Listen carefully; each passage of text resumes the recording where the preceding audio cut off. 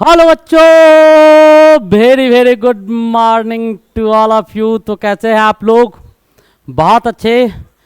तो आज बहुत ही बेहतरीन टॉपिक आपके बीच लेके आए हैं और इस टॉपिक का नाम है बेटा मोल कॉन्सेप्ट। आज जो टॉपिक हम पढ़ाने जा रहे हैं वो मोल कॉन्सेप्ट का टॉपिक है और बहुत ही बेहतरीन कॉन्सेप्ट आपको मोल कॉन्सेप्ट के बीच में दिया जाएगा।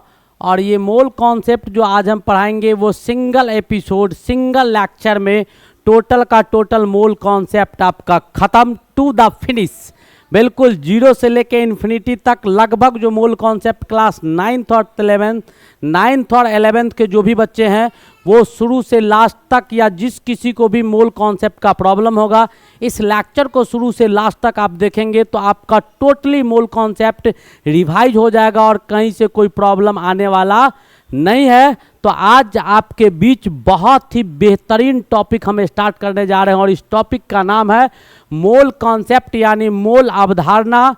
टॉपिक का नाम है और चलिए स्टार्ट करते हैं। तो आज का जो हमारा टॉपिक है मोल कॉन्सेप्ट, उसको स्टार्ट करते हैं।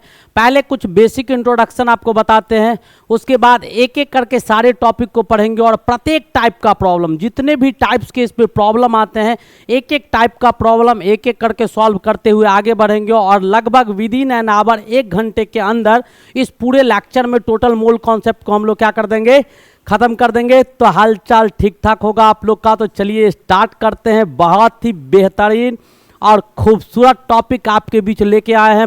बहुत ज़बरदस्त टॉपिक है और शुरू से लास्ट तक आप देखिएगा तो बहुत मज़ा आ जाएगा। लेकिन बेटा शुरू से लास्ट तक इस लेक्चर में बने रहिएगा। और अब जो बच्चे सब्सक्राइब नहीं किए हैं, सब्सक्राइब, लाइक, शेयर और कमेंट करना भूलना नहीं है। तो चलिए देखते हैं मोल कॉन्सेप्ट। बेटा मोल आपका ग्रीक वर्ड है। हम थोड़ा बेसिक इंट्रोडक्शन थोड़ा सा बताते हैं कि मोल जो होता है एक ऐसा वर्ड है जिसको इंट्रोड्यूस किया गया था। मोल आपका ग्रीक शब्द है। मोल आपका क्या है? तो ग्रीक शब्द है, ये मिस्र शब्द है। और इसको इंट्रोड्यूस कौन किया था? तो इंट्रोड्यूस किया गया था किसके द्वारा? तो इंट्रोड्यूस किया गया था, इसको जो आपको लाया गया वो विल्हेल्म ऑसवाल्ड के द्वारा लाया गया। किसके द्वारा लाया गया? विल्हेल्म ऑसवाल्ड के द्वारा। ठीक है, ऑसवाल्ड के द्वारा इसे लाया गया था। कब? तो 1896 में विल्हेल्म ऑसवाल्ड ने एक वर्ड लाया, जिस वर्ड का नाम क्या था? विल्हेल्म ऑसवाल्ड जो थे इस वर्ड को लाए थे और इसका नाम क्या था आपका? तो मोल इसका नाम था। 1896 में लाया गया और ये ग्रीक वर्ड है। और इसका मतलब क्या होता है बेटा? मोल का मतलब होता है, इसका जो अर्थ होगा वो आपका अर्थ क्या होता है मैं आपको बता दूं। तो मोल का अर्थ होता है हिप। हिप या पाइल। मोल का अर्थ होता है हिप और पाइल। हिप और पाइल का क्या मतलब होता है? तो ढेर। हिप और पाइल का मतलब क्या होता है? ढेर। जैसे आप लोग पढ़ते हैं भूसा का ढेर, नहीं, जैसे आपका गोवा का ढेर होता है, ऐसे जैसे मान लो कि अनाज का ढेर होता है, नहीं, वैसे ढेर मतलब इकट्ठा किया हुआ बहुत सारे सब्सटेंस को एक जगह इकट्ठा कर देते हैं, वो आपका ढेर होता है। ढेर इसीलिए रखा गया, इसके पीछे भी रीजन था, उसको मैं स्पष्ट करूंगा। लेकिन इसे यूनिट का दर्जा दे दिया गया। जब इसे मात्रा का दर्जा कम मिला तो यह आपका 1967 में जाके इसको एक यूनिट मान लिया गया। मोल क्या मान लिया गया? यूनिट मान लिया गया। और यह मात्रा किसका होता है? तो बेटा सॉलिड, लिक्विड एंड गैस, ठोस, द्रव और गैस। ठोस, द्रव एंड गैस, ये तीनों का मात्रा होता है। ये ठोस का भी मात्रा होता है और द्रव का भी होता है और गैस का भी होता है। ठोस, द्रव और गैस ये तीनों का मात्रा होता है। जो 1867 में इसको मोल को आपका यूनिट का दर्जा दे दिया गया था और उस समय से मोल का इस्तेमाल हम लोग तेजी से करते आ रहे हैं। बहुत बड़े क्वांटिटी को मापने के लिए हम मोल का इस्तेमाल करते हैं। बहुत बड़े क्वांटिटी को मापने के लिए क्या करते हैं?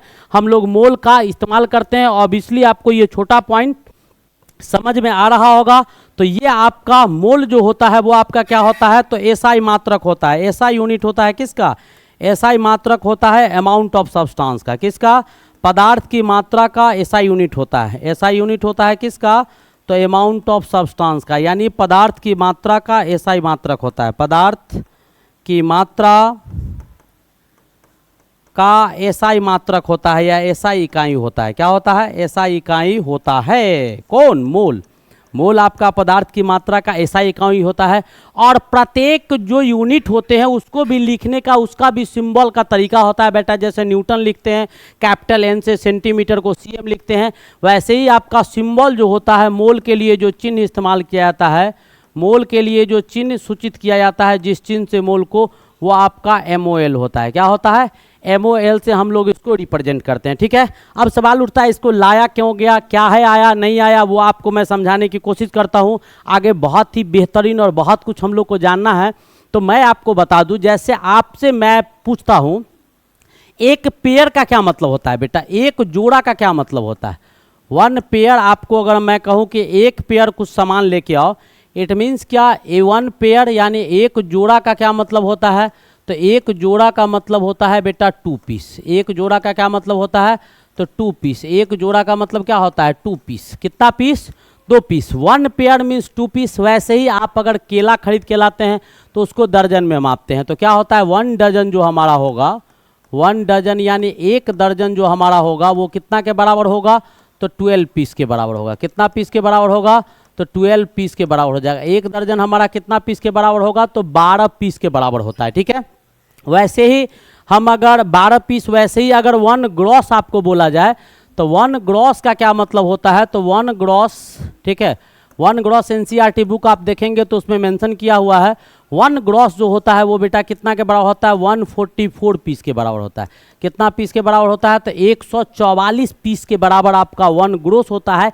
इट मीन्स ऐसे ही सिमिलर वे से, ऐसे ही सिमिलर वे से आपको अगर मैं कहूँ, आपको अगर मैं कहता हूँ कि 1 मोल का क्या मतलब होगा, तो 1 मोल का मतलब हो जाता है बेटा 1 मोल अगर कहीं लिखा हुआ है, इसका सीधा साधा मतलब हो जाता है 6.022 इंटू 10⁻23। इतना इंटाइटीज यानी इतना पीस हो जाता है कोई भी चीज़, इतना पीस आपका हो जाएगा। और इसी को हम लोग क्या बोलते हैं? NA बोलते हैं। इसी को क्या बोला जाता है? NA बोला जाता है। NA का क्या मतलब होता है? N का मतलब होता है नंबर, A का मतलब होता है एवोगाड्रोज। इसका मतलब होता है एवोगाड्रोज, वैज्ञानिक का नाम था, मैं आपको बताऊंगा एवोगाड्रोज। और N का मतलब क्या होता है? नंबर। N का क्या मतलब होता है? नंबर। तो ये आपको क्या हो गया? तो एवोगाड्रोज संख्या हो गया। क्या हो गया? एवोगाड्रोज संख्या हो गया। एवोगाड्रोज संख्या हो गया। क्या हो गया? एवोगाड्रोज संख्या हो गया। ये आपके क्या हो गया? एवोगाड्रोज संख्या हो गया। एवोगाड्रोज संख्या, इसको नाम क्यों रखा गया? क्योंकि इसको खोजने का जो काम किया था वो, आपको इसको खोजने का काम कौन किया था? तो इटली के रहने वाला इटालियन वैज्ञानिक थे, इटालियन साइंटिस्ट जो था, Italian scientist Amedeo Avogadro. Amedeo Avogadro ने इसको ढूंढने का काम किया था। एमिडियो एवोगाड्रो ने क्या किए थे? इसको ढूंढने का काम किए थे। ठीक है, तो आपको इससे समझ में आया होगा मैं क्यों बताने की कोशिश कर रहा हूँ। वहाँ पर ढेर क्यों कहा था? ढेर इसीलिए कहा गया था क्योंकि 1 मोल आपको, जैसे मान लो कि मैं तुमको कहूँ कि एक पेयर केला लेके आओ, यानी 1 जोड़ा केला लेके आओ, तो कितना पीस केला लाइएगा? 2 पीस लाइएगा। मैं आपको कहूँ कि 1 दर्जन केला लेके आइए, तो कितना केला लेके आइएगा? 1 डजन में तो 12 पीस केला लेके आइएगा। 1 ग्रॉस बनाना लाने के लिए बोला जाए कि 1 ग्रॉस केला लेके आइए, तो कितना केला आप लेके आइएगा? तो आप 144 पीस लाइएगा। वहीं पे हम आपको कहते हैं कि 1 मोल किसको लेके आइए? 1 मोल केला को लेके आइए। तो 1 मोल केला बेटा कितना के बराबर होता है? 0.6.022 इंटू 10⁻23 पीस के बराबर हो जाता है। तो ये बहुत बड़ा क्वांटिटी है। तो बहुत बड़े क्वांटिटी को, जैसे आपको मैं सिंपल एक एग्जांपल दूं कि कोई आदमी अगर गाड़ी खरीदने गया, सपोज करो 1-1 रुपया, 8 आना 4 आना तो चलता नहीं, 1-1 रुपया 2-2 रुपया का सिक्का 10-15 लाख जमा कर लिया, 20 लाख रुपया लेके गाड़ी खरीदने गया, फॉर्चूनर खरीदने गया 20 लाख रुपया लेके। तो आखिर हालांकि लीगल मनी है तो कंपनी वाले को या एजेंसी वाले को लेना है, वो तो लेगा ही, लेकिन उसको काउंटिंग में कितना प्रॉब्लम होगा? काउंटिंग में काफ़ी प्रॉब्लम होगा। तो बंडल बना के देते हैं ना। तो बड़े बड़े क्वांटिटी को जो अगर छोटे छोटे यूनिट में मेजर करते हैं तो हमारे लिए टिपिकल समस्या हो जाता है कि बहुत जल्दी मिस्टेक्स ज़्यादा होते हैं, कैलकुलेशन में टाइम ज़्यादा लगता है।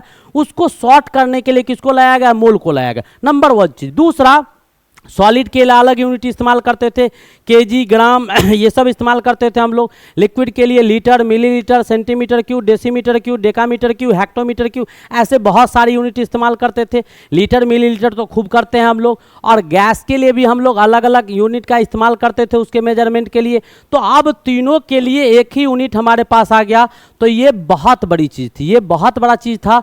तो इसको कैलकुलेट करने के लिए हमने क्या किया कि 1 मोल जो होता है वो इतना के बराबर होता है। तो इसको भी हम कैलकुलेट कर सकते हैं। कैसे कैलकुलेट कर सकते हैं मैं आपको दिखाने की कोशिश करता हूं। जरा समझिए कि 1 मोल का मान इतना के बराबर क्यों होता है। बेटा कार्बन 12 आइसोटॉप्स का मास यानी 1 मोल, ध्यान से देखिएगा, 1 मोल कार्बन 12 समस्थानिक का भार जो होगा वो आपको कितना के बराबर होता है, तो 12 ग्राम के बराबर होता है। 1 मोल कार्बन 12 समस्थानिक का भार कितना के बराबर होता है, 12 ग्राम के बराबर होता है। इट मीन्स क्या, mass of 1 mole of carbon 12 isotopes, carbon 12 isotopes के 1 मोल का मास कितना होता है, तो 12 ग्राम होता है। ये आपको क्लियर हो गया कि कार्बन के 1 मोल का मास 12 ग्राम होता है। और कार्बन 12 आइसोटॉप्स के 1 एटम का मास कितना होता है वो हम निकालते हैं। अब आपको है कि mass of 1 atom of carbon 12 isotopes, carbon 12 isotopes के 1 एटम का मास जो होगा वो कितना होगा, तो उसका भी कैलकुलेशन कर लेते हैं। यानी कार्बन 12 समस्थानिक के 1 परमाणुओं का भार, के 1 परमाणु का भार क्या होगा वो मैं बताता हूं। परमाणु का भार जो होगा वो आपको क्या हो जाएगा, तो कार्बन 12 परमाणु के 1 परमाणु का जो भार होगा वो हमारे पास क्या आएगा, तो वो मैं आपको पहले दिखा देता हूं फिर मैं आगे बढ़ता हूं। तो ये जो आपका भार होगा बेटा वो कितना के बराबर आता है, तो इसको मेजर किससे किया गया था, तो मास सेप्टोमीटर से। किससे, मास सेप्टोमीटर एक डिवाइस होता है जिसकी मदद से, सेप्टोमीटर एक डिवाइस है, मास सेप्टोमीटर एक डिवाइस होता है जिसकी मदद से किसी भी एटम के मास को आसानी से मेजर किया जा सकता है। तो कार्बन 12 आइसो समस्थानिक के 1 परमाणु का जो भार ज्ञात किया गया वो आपको इससे जब देखा गया तो कितना आया, तो 1.992648 इंटू 10⁻⁻23 ग्राम आ गया। ठीक है, तो ये 2 वैल्यू हमारे पास आ गया, ये भी ग्राम में आ गया, ये भी ग्राम में आ गया। अब इन दोनों वैल्यू के हिसाब से अगर हम देखें इन दोनों वैल्यू को, तो इन दोनों वैल्यू से हम क्या प्राप्त कर सकते हैं, तो इन दोनों वैल्यू से हम लोग नंबर ऑफ एटम्स प्राप्त कर सकते हैं। Number of atoms in 1 mole, number of atoms आप इन 1 मोल, 1 मोल में कितने कार्बन 12 एटम्स, कार्बन 12 आइसोटॉप्स के नंबर होंगे वो आप निकाल सकते हैं। तो वो कैसे निकालिएगा, तो आपका 1 मोल का मास कितना दिया हुआ है, तो 12 ग्राम। कितना का, तो 1 मोल का 12 ग्राम मास दिया हुआ है, कितना का, तो 1 मोल का। 1 मोल ऑफ कार्बन 12 आइसोटॉप्स के 1 मोल का मास आपको 12 ग्राम दिया गया। ठीक है, और इधर कितना आया था मास, तो 1 एटम कार्बन के 1 परमाणु का मास कितना आया है, तो 1 मोल का मास है 12 ग्राम।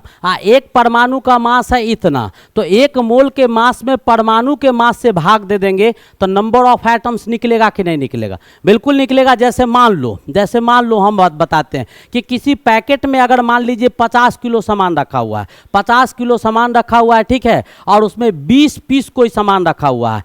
1 पीस का मास दिया हुआ है, 1 पीस का मास दिया हुआ है आपको 5 किलो। तो आप क्या कीजिएगा कि 20 को 50 को 5 से भाग दे दीजिएगा तो कितना आ जाएगा, तो 10 किलो आएगा। तो 10 किलो यानी 10 गो आइटम आप 5-5 किलो का रखा गया होगा, 10 गो आइटम 5-5 किलो का रखा गया होगा, तब वो 50 केजी पुर गया होगा।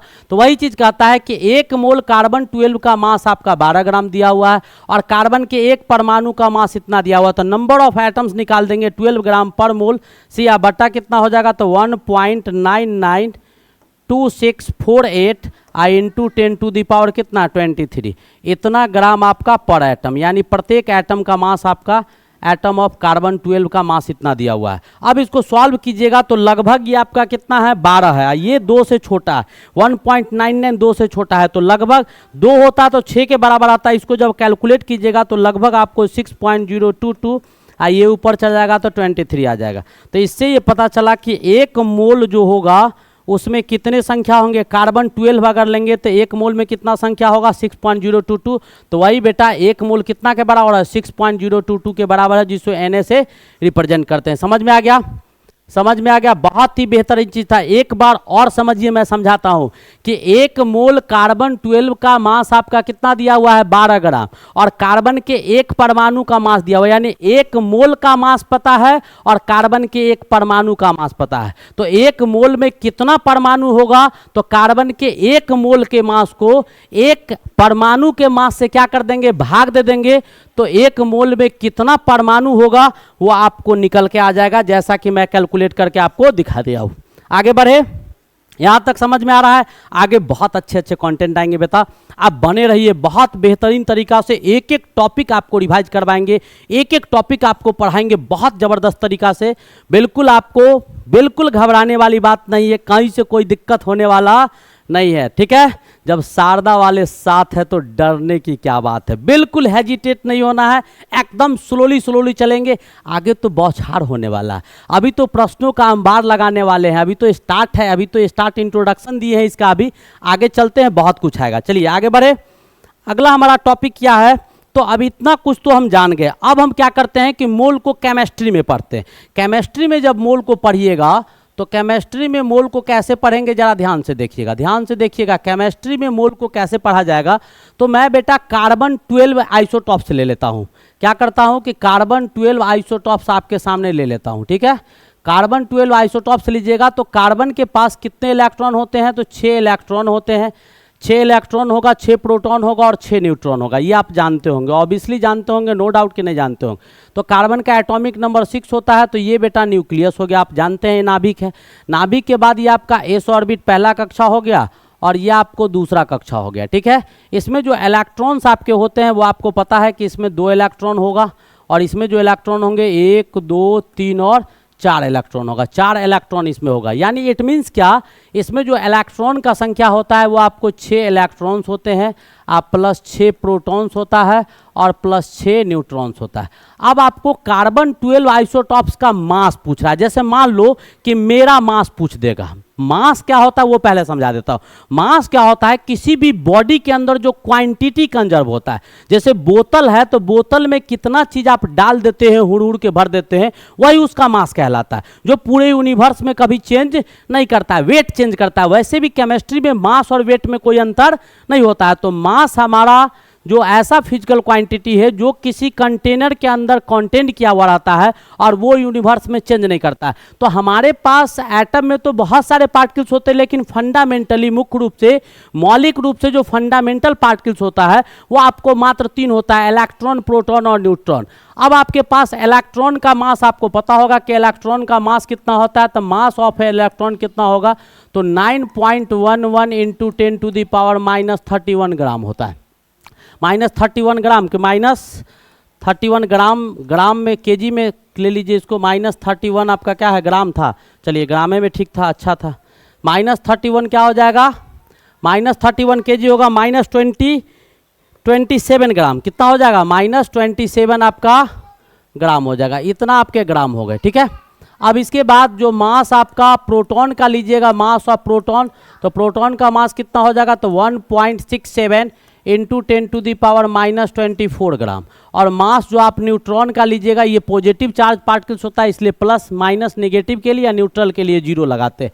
ये आपका कितना होगा, तो 1.67 इंटू 10⁻24 ग्राम। और ये आपका 1 AMU के बराबर होता है, 1 एटॉमिक मास यूनिट, यानी 1 एटम का मास ये भी हो गया, 1 एटम तो 1 AMU के बराबर, इसको हम लिख सकते हैं। ये कितना के बराबर होता है, तो 1 AMU के बराबर होता है। मेरे ख्याल से आपको इसमें कोई प्रॉब्लम नहीं होना चाहिए, इसमें आपको कहीं से कोई प्रॉब्लम मेरे ख्याल से नहीं होना चाहिए, ऑब्वियसली नहीं ही हुआ होगा, इसमें कोई डाउट नहीं है।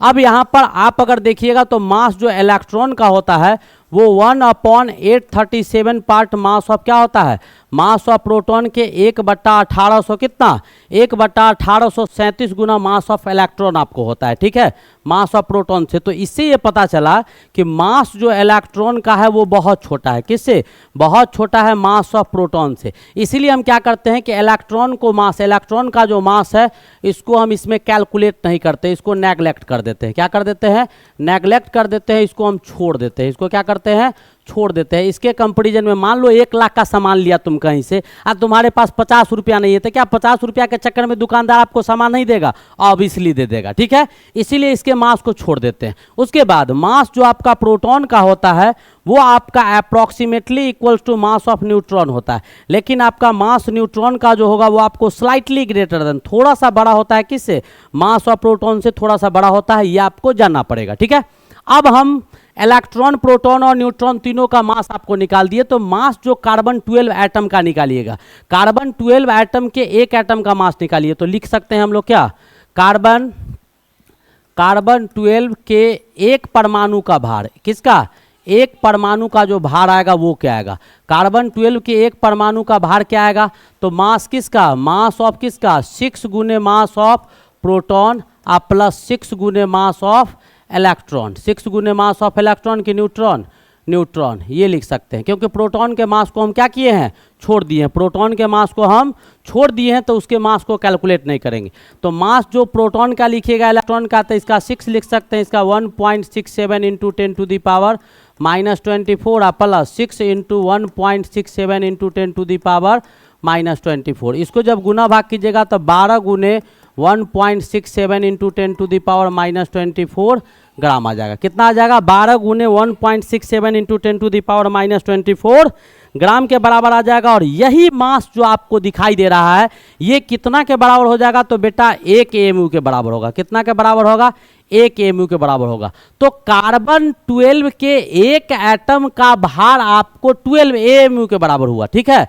तो इससे ये पता चला कि कार्बन 12 यानी कार्बन 12 के 1 AMU का मास आपको इतना के बराबर दिया हुआ है। कार्बन कितना आया, ये 12 AMU आया, ठीक है। तो कार्बन 12 के 1 AMU, 1 एटॉमिक मास यूनिट का जो भार होगा वो आपको कितना के बराबर हो जाएगा, तो ये 12 ऊपर चला जाएगा, तो क्या हो जाएगा 1/12 मास ऑफ क्या, 1/12 कार्बन 12 के कितना, एक परमाणु के भार के बराबर आ जाएगा। क्या कहेगा, एक परमाणु के भार के बराबर आ जाएगा।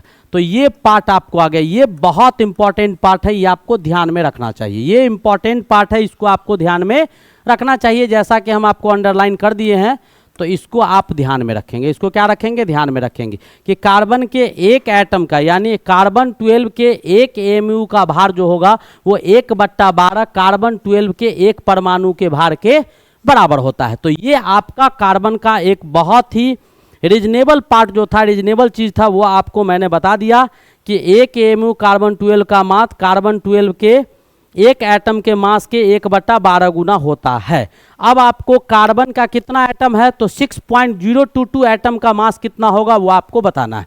कार्बन के कितना, तो एक परमाणु का मास कितना आया वो आपको पता है। तो कार्बन के एक परमाणु का मास 12 AMU आया है। तो कार्बन के यहाँ से लिखेंगे, कार्बन 12 के एक परमाणु, क्या, एक परमाणु यानी एक एटम का मास जो है, परमाणु का भार आपको कितना है, तो एक परमाणु का भार बेटा 12 AMU आ रहा है। कितना आ रहा है, 12 AMU। तो कार्बन के 1 मोल अगर का मास निकालते हैं तो कार्बन के कितना, कार्बन 12 के कितना 6.022 गुने 10 पे पावर 23, इतना परमाणु का भार कितना होगा, इतना परमाणु का जो भार होगा वो कितना हो जाएगा बेटा। तो एक का भार आपका इतना दिया हुआ है, तो इतना का भार कितना होगा, यही भार आपका 1 मोल कार्बन 12 का भार होगा, कार्बन 12 परमाणु का भार होगा। 1 मोल कार्बन 12 परमाणु का भार आपको क्या होगा, यही आपको हो जाएगा। अब इसका कैलकुलेशन कीजिएगा, तो इसका कैलकुलेशन आप कैसे करेंगे वो ध्यान से देखिए, जरा ध्यान से देखिएगा, बिल्कुल समझ में आएगा। तो ये आपका कितना दिया हुआ है, तो कार्बन के एक परमाणु का भार आपका 12 दिया हुआ है। एएमयू को किस में चेंज करो, तो ग्राम में, तो क्या आ जाएगा 1.67। यहाँ से देखो इसके जगह पर क्या डाले हैं एएमयू, तो 1.67 इंटू 10⁻⁻24। तो ये एक परमाणु को हो गया, परमाणु कितना है 6.022, तो इससे गुना कर दीजिए 6.022 इंटू 10⁻23 से गुना कर देंगे। अब इसको जैसे ही आप गुना कीजिएगा तो बाहर क्या आ जाएगा वो जरा ध्यान से देखिए, मैं आपको बताता हूँ। ये 12 तो 12 है, अब इसको गुना कीजिएगा किसको, इन दोनों को, तो 6 को गुना कीजिएगा 1.5 से, तो 6 डेढ़ 9 होगा, 12 को 1.5 से, तो 6 डेढ़ कितना हो जाएगा 9 हो जाएगा। आई 6 से क्या है, ये 5 से 1.5 से बड़ा है, तो इन दोनों को गुना कीजिएगा तो लगभग 10 आ जाएगा। 10 ये आ गया, गुना करने पर यहाँ 24 था, 24 में एक चला गया तो कितना आ गया, 24 में एक चला गया तो 24 में इधर 10 आया, तो एक चला गया तो -23 +23, दोनों मिलके क्या होगा -23 प्लस मिलके दोनों को जोड़ेंगे तो 0 आ जाएगा। अब इसको आप लिख सकते हैं 12 × 10 × 10 पे पावर -24 × 10 पे पावर 23, ये लिख सकते हैं। अब इसको आप सॉल्व कीजिएगा तो क्या आ जाएगा, तो ये आपको इधर से ये तीनों कट जाएगा, ऑलरेडी कट जाएगा। पावर में क्या पावर होगा, तो क्या 10 पे पावर -24 है +24, तो 10 पे पावर 24 -24, 10 पे पावर 0 1 आ जाएगा। तो कितना ग्राम के बराबर आ गया, 12 ग्राम के बराबर आ गया। कितना आ गया, 12 ग्राम के बराबर आ गया। तो इसी को हम लोग ग्राम एटॉमिक मास बोलते हैं, इसी को हम लोग क्या बोलते हैं, तो ग्राम एटॉमिक मास बोलते हैं। तो एक मोल कार्बन 12 का मास जो हो गया, 1 मोल कार्बन 12 का मास कितना के बराबर हो गया, 6.022 इंटू 10⁻23 कार्बन 12 परमाणु का मास के बराबर हुआ। और ये कितना के बराबर आ गया, तो 12 ग्राम के बराबर आया, 12 ग्राम एटॉमिक मास GAM के बराबर आ गया। ठीक है, इसको हम लोग ग्राम एटॉमिक मास के बराबर बोलते हैं। यहाँ तक समझ में आया, बहुत इंपॉर्टेंट पार्ट था, केमिस्ट्री में ये बेटा पार्ट पढ़ना था। मैंने एक एक चीज को एक्सप्लेन कर दिया आपके सामने कि कैसे कैसे आता है। ऑब्वियसली इसके बाद भी अगर नहीं आता है समझ में तो बेटा कमेंट करके बताना, इससे भी जबरदस्त तरीका से आपको समझाने की कोशिश करेंगे। और जब तक समझ में नहीं आएगा तब तक ये शारदा वाला छोड़ेगा नहीं, याद रखिएगा। अभी तो क्वेश्चन का आना बचा हुआ है, मेन चीज तो वहां से शुरुआत होगा, वहां पर बहुत सारे कॉन्सेप्ट और दिखाएंगे। नेक्स्ट आगे का टॉपिक हम देखते हैं क्या है। तो जैसे मैंने कार्बन का दिखाया वैसे आप नाइट्रोजन का भी ले सकते हैं। जैसे मैं एक नाइट्रोजन का दिखा दूं तो नाइट्रोजन का 14 और 7 होता है। तो इसमें कितने इलेक्ट्रॉन्स होते हैं, क्या होता है, वो आपको मैं स्लोली सिंपली बता दूं। ये आपका न्यूक्लियस है, इसमें आपका क्या होगा 2 इलेक्ट्रॉन्स होंगे, इसमें आपके 1 2 3 4 5 इलेक्ट्रॉन होगा। ठीक है, अब इसमें जो आएगा तो मास निकालिएगा किसका, नाइट्रोजन का आपको मास निकालना है। नाइट्रोजन का क्या निकालना है, मास निकालना है। तो मास जो mass of 1 atom of nitrogen, 1 atom of nitrogen, nitrogen के एक परमाणु का भार, नाइट्रोजन के कितना, एक परमाणु का भार आपको पूछेगा तो एक परमाणु का भार क्या हो जाएगा वो फटाफट निकाल देंगे हम लोग। कैसे निकालेंगे, तो पता नहीं कुछ नहीं, क्या हमको तो पता है 7 गो प्रोटॉन का मास, यानी 7 into mass of proton, 7 into क्या हो जाएगा mass of proton plus 7 into mass of neutron. Electron के मास को यहाँ भी छोड़ देंगे तो 7 गुने 1.67 इंटू 10⁻⁻24 ग्राम। दोबारा इसलिए समझा रहे हैं कि बेटा आपको दिक्कत ना हो, एक और एग्जाम्पल देके समझा दिए हैं कि आप इसमें कंफ्यूज ना हो। तो 7 7 14 हो गया, तो इसको जोड़ दीजिए सीधा, तो 14 गुने 1.67 इंटू 10⁻⁻24 ग्राम हो गया। और ये कितना के बराबर आ गया, तो 14 AMU के बराबर आ गया। कितना, 14 AMU के बराबर आ गया। कितना AMU के बराबर आ गया, 14 AMU के बराबर आ गया। इसको ग्राम एटॉमिक मास में चेंज कीजिएगा तो वेरी सिंपल, बहुत अच्छी तरह से चेंज करते हैं। Mass of 1 mole of nitrogen, यानी मोलर मास नाइट्रोजन का हो जाएगा। तो ग्राम मास ऑफ, यहाँ लिख सकते हैं नाइट्रोजन के 1 मोल का मास, कितना, 1 मोल का मास क्या होगा, नाइट्रोजन के 1 मोल का मास जो होगा वो आपको क्या हो जाएगा, नाइट्रोजन के 1 मोल का मास को बोल सकते हैं molar mass of nitrogen, molar mass of nitrogen. Nitrogen का मोलर मास हो जाएगा, तो ये नाइट्रोजन का मोलर मास क्या हो जाएगा भाई, तो नाइट्रोजन का मोलर मास तो 1 मोल का मास, तो एक एटम का मास आपको दिया हुआ है 14, ठीक है। AMU को तोड़ दो तो 1.67 इंटू 10⁻⁻24। एक मोल में कितना एटम होगा नाइट्रोजन का, तो 6.022 इंटू 10⁻23। ठीक है। अब इसको सॉल्व कीजिएगा, वही कहानी भाई, 14 ये रहेगा, इसको सॉल्व कीजिएगा तो 6 डेढ़े 9 यानी 10 ये आ जाएगा। इसको सॉल्व कर दीजिएगा तो इतना क्या हो जाएगा, 14 ग्राम हो जाएगा। ये आपका ग्राम एटॉमिक मास हो गया। किसका, ग्राम एटॉमिक मास हो गया नाइट्रोजन का। ऑब्वियसली आपको समझ में आ गया होगा, कहीं से कोई दिक्कत नहीं होगा। ऑब्वियसली आपको समझ में आ गया होगा, कहीं से कोई दिक्कत नहीं होगा। तो ऐसे केमिस्ट्री में हम लोग कैलकुलेट करते हैं। समझ में आ रहा है कि नहीं आ रहा है? नहीं समझ में आएगा तो मुझे बताएगा, मैं फिर से इससे भी बेहतर कंटेंट आपको लेके आऊंगा। इसके बाद तो कंटिन्यू चलेगा ही। तो चलिए आगे बढ़ते हैं। और आगे हमारा स्टार्ट हो गया क्वेश्चन। क्या स्टार्ट हो गया? क्वेश्चन स्टार्ट हो गया बेटा। फार्मूला की कोई आवश्यकता नहीं है, फार्मूला की कोई आवश्यकता नहीं है, बिल्कुल अपने बनेगा क्वेश्चन, दौड़ेगा, बिल्कुल दौड़ेगा। मैं आपको विश्वास दिलाता हूं, मैं जितना टॉपिक पढ़ाऊंगा, मेन पार्ट जितना भी होगा किसी भी चैप्टर का, 2 3 से 4 लेक्चर देके आपका पूरा चैप्टर फिनिश कर दूंगा और सब टाइप का क्वेश्चन आपके बीच एक एक करके परोस के डाल दूंगा। लेकिन उससे पहले आज का हमारा जो पहला क्वेश्चन है वो गौर से देखो। क्या कहता है कि 84 ग्राम नाइट्रोजन में उपस्थित नाइट्रोजन परमाणुओं के मोलों की संख्या है। 84 ग्राम दिया हुआ है। कितना ग्राम दिया हुआ है? तो 84 ग्राम। 84 ग्राम नाइट्रोजन में उपस्थित नाइट्रोजन के मोलों की संख्या है। तो नाइट्रोजन में तो 1 मोल नाइट्रोजन का मास कितना होगा? 1 मोल नाइट्रोजन परमाणु का मास जो होगा वो क्या होगा, पहले निकाल लेंगे। 1 मोल, ध्यान से देखिएगा, 1 मोल नाइट्रोजन परमाणु का भार क्या होगा या द्रव्यमान क्या हो जाएगा? तो 14 ग्राम। इसी को बेटा हम लोग ग्राम एटॉमिक मास बोलते हैं। अभी जस्ट पढ़े हैं कि 1 मोल का मास कितना होता है। देखो नाइट्रोजन के 1 मोल का मास कितना होता है, मोलर मास नाइट्रोजन का कितना होगा? 14 ग्राम आ रहा है। कितना आ रहा है? 14 ग्राम। तो हम जानते हैं कि नाइट्रोजन के 1 मोल यानी 1 मोल नाइट्रोजन परमाणु का भार 14 ग्राम है। यानी 14 ग्राम नाइट्रोजन, 14 ग्राम नाइट्रोजन में 14 ग्राम क्या कहता है, 84 ग्राम नाइट्रोजन में उपस्थित नाइट्रोजन, 14 ग्राम नाइट्रोजन में कितना है, चाहे 14 ग्राम नाइट्रोजन में, एक मिनट रुक जाओ, 14 ग्राम नाइट्रोजन में कितना क्या मोल नाइट्रोजन है? 14 ग्राम मोल निकालना है ना। तो 14 ग्राम नाइट्रोजन में 1 मोल नाइट्रोजन है। 14 ग्राम नाइट्रोजन में कितना? 1 मोल आपको नाइट्रोजन परमाणु है। नाइट्रोजन परमाणु कितना है? तो मात्र 1 मोल है, जैसा कि ऊपर से क्लियर हो रहा है। तो 1 ग्राम नाइट्रोजन में कितना होगा? तो 1/14 मोल आपका नाइट्रोजन परमाणु होगा। तो कितना में पूछ रहा है? 84 ग्राम नाइट्रोजन में कितना होगा? तो 84/14 मोल नाइट्रोजन परमाणु हो जाएंगे। 14 छक 84 हो जाएगा, यानी 6 मोल नाइट्रोजन परमाणु हो जाएगा। 6 मोल नाइट्रोजन परमाणु हो जाएगा। ठीक है। तो यहाँ से क्या पता चला, जरा गौर से देखिएगा। यहाँ से कुछ आपको पता चल रहा होगा। क्या पता चल रहा होगा मैं आपको दिखाता हूँ। यहाँ से ये पता चला कि ये गिवन मास था, ये कौन सा मास था? तो ये मोलर मास था। ठीक है, ये मोलर मास था। तो इससे ये पता चला कि नंबर ऑफ मोल्स जो होगा, नंबर ऑफ मोल्स जो होगा, यानी मोलों की संख्या जो होगी, क्या होगा? मोलों की संख्या जो होगा, जिसको n से रिप्रेजेंट करते हैं, स्मॉल n से, ये क्या होगा? तो गिवन वेट बट्टा क्या? एटॉमिक वेट या मोलर वेट। सिंपली लिखो मोलर वेट। ठीक है, गिवन वेट बट्टा मोलर वेट, यानी दिया गया भार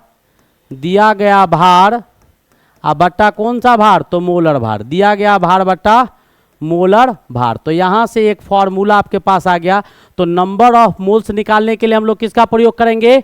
तो जो मास आपको दिया हुआ रहेगा उसको मोलर भार से, एटम है तो एटॉमिक वेट से भाग दीजिए, और मॉलिक्यूल्स है तो मॉलिक्यूलर वेट से भाग दीजिएगा। फटाफट जो आना होगा वो आपको आ जाएगा। और ये बेसिकली आपको ये क्वेश्चन समझ में आ गया होगा। 84 ग्राम नाइट्रोजन में कितना मोल होगा? तो 1 मोल नाइट्रोजन परमाणु का मास कितना होता है? 14 ग्राम। तो 14 ग्राम में 1 मोल, तो 1 ग्राम में 1/14, तो 84 ग्राम में कितना होगा? 84/14। एक का नियम, यूनिटरी मेथड। ठीक है, 1 रुपया में 5 केला तो 2 रुपया में 10 केला। चलिए नेक्स्ट क्वेश्चन की ओर मूव करते हैं। और हमारा अगला क्वेश्चन क्या है, ये ध्यान से देखिएगा। बहुत ही बेहतरीन, बहुत खूबसूरत, बहुत अच्छा क्वेश्चन है। देखिए क्या कहता है कि में परमाणुओं के मोल की संख्या है, यानी find the number of moles of atoms. Number of moles of atom, आपको एटम दिए गए हैं, इसके नंबर ऑफ मोल्स निकालने हैं। तो बेटा आपका पहला क्वेश्चन क्या है, ध्यान से देखिएगा। 28 ग्राम दिया हुआ है नाइट्रोजन परमाणु, कितना नाइट्रोजन परमाणु 28 ग्राम है, ठीक है। इसमें मोल निकालना है, तो आप क्या कीजिएगा, 28 ग्राम नाइट्रोजन परमाणु का number of moles given weight, weight कितना दिया है तो 28 ग्राम। अब मोलर वेट कितना होता है नाइट्रोजन का 14 ग्राम, तो काट देंगे तो कितना आ जाएगा 2 मोल आ जाएगा। कितना मोल आ गया 2 मोल आ गया। तो नाइट्रोजन का इसमें जितना एटम है सबका वेट हम लिख देते हैं। नाइट्रोजन का क्या होता है तो 14 ग्राम होता है, सल्फर का कितना होता है तो 32 ग्राम होता है, हाइड्रोजन का कितना होता है तो 1.008 ग्राम, इट मीन्स क्या 1 ग्राम, कितना होगा 1 ग्राम। आपको क्लोरीन का कितना होता है वेट, क्लोरीन का वेट कितना होगा 35.5 ग्राम, 35.5 ग्राम। तब आपको सब का निकालना है, तो मैंने इसका दिखा दिया। सल्फर का निकालिएगा तो क्या होगा, गिवन वेट इसका कितना दिया गया है तो 32 ग्राम। अब मोलर वेट कितना होता है 32 ग्राम, 32 कट गया, कितना मोल आ गया तो 1 मोल आ गया, ये भी निकल गया, ठीक है। उसके बाद हाइड्रोजन का, तो हाइड्रोजन का वेट कितना दिया गया है 5 ग्राम, मोलर वेट कितना होता है 1 ग्राम, इसको भी भाग दे दिए तो कितना आ गया तो 5 मोल आ गया, ठीक है। अब आपको किसका है क्लोरीन का, तो क्लोरीन का वेट कितना दिया गया है तो 71 ग्राम आपका दिया गया है, वेट कितना होता है तो 35.5 ग्राम, इसको भी डिवाइड कर दीजिएगा, इतना आ जाएगा 2 मोल आ जाएगा। यानी आपको नंबर ऑफ मोल्स पूछ रहा था, तो पहला हाइड्रोजन नाइट्रोजन का कितना मोल तो 2 मोल, हाँ सल्फर का कितना मोल तो 1 मोल, हाइड्रोजन 5 ग्राम हाइड्रोजन में, हाइड्रोजन का कितना मोल तो 5 मोल, और 71 ग्राम क्लोरीन में, क्लोरीन का कितना मोल तो 35.5 अपॉन 71 अपॉन 35.5, 2 मोल के बराबर आ गया। तो ये भी बेसिकली बहुत आसान क्वेश्चन था, मैंने इसको भी क्या किया धुआं की तरफ बारूद की तरह उड़ा दिया। चलिए अगले क्वेश्चन की ओर मूव करते हैं, और आज का हमारा अगला क्वेश्चन क्या है, कुछ नहीं है। तो अब बेटा क्या करते हैं, पहले हम इसको पढ़ लेते हैं, मोल को पढ़ते हैं मॉलिक्यूल्स में। देखिए जैसे मॉलिक्यूल्स आपको ले लेते हैं, मॉलिक्यूल्स का चर्चा करते हैं, अणु का चर्चा करते हैं। बेटा एक छोटा सा अणु हम लेते हैं आपको O2, ठीक है, हम क्या लेते हैं O2। ऑक्सीजन का चर्चा करते हैं, किसका चर्चा कर रहे हैं ऑक्सीजन का चर्चा करते हैं। और जरा ऑक्सीजन में हम इसका कहानी पढ़ ले तो आपको मजा आ जाएगा। 1 मोल O2 लेते हैं, क्या हम लेते हैं 1 मोल आपका O2 लेते हैं, क्या लेते हैं 1 मोल आपका O2 लेते हैं। 1 मोल आपका, एक मॉलिक्यूल ना, 1 मॉलिक्यूल से आपको O2 लिया गया है, 1 मॉलिक्यूल क्या लिया गया है O2 का। अब इसका मास पूछेगा, ठीक है, मास आपसे पूछेगा, mass of 1 molecule of O2, 1 molecule of O2, यानी O2 के 1 मॉलिक्यूल्स का मास पूछेगा। तो O2 में ऑक्सीजन के कितने एटम है, ऑक्सीजन के कितने एटम है, जैसे मैं आपको सिखा दूं।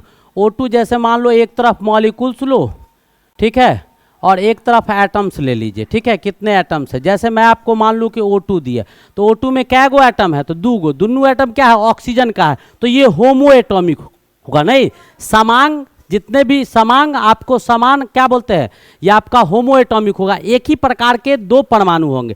तो एटम्स इसमें क्या हो जाएंगे 2 ठो, जैसे आपका HCl है, इसमें क्या गो एटम होगा 2 गो, एगो हाइड्रोजन का, एक ठो क्लोरीन का, तो 2 लिखेंगे।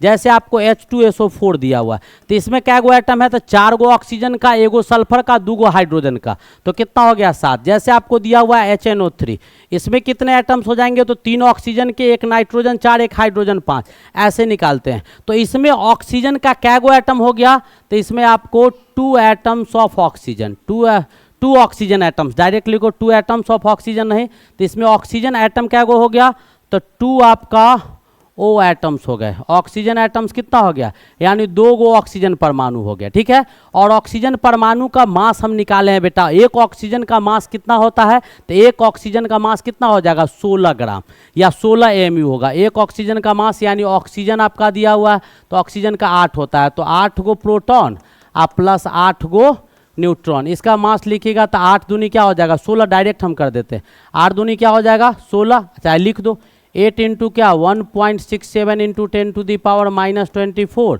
आप plus 8 into 1.67 into 10 to the power minus 10 to the power minus 24। अब इसको सॉल्व कीजिएगा तो 16 into 1.67 into 10 to the power minus 24 gram आ जाएगा, या 16 AMU के बराबर आ जाएगा। तो एगो ऑक्सीजन का मास कितना हो गया 16 AMU, ये कितना दिया हुआ है तो 2 गो है तो 16 दूनी क्या हो जाएगा 32 AMU हो जाएगा, 32 AMU हो गया।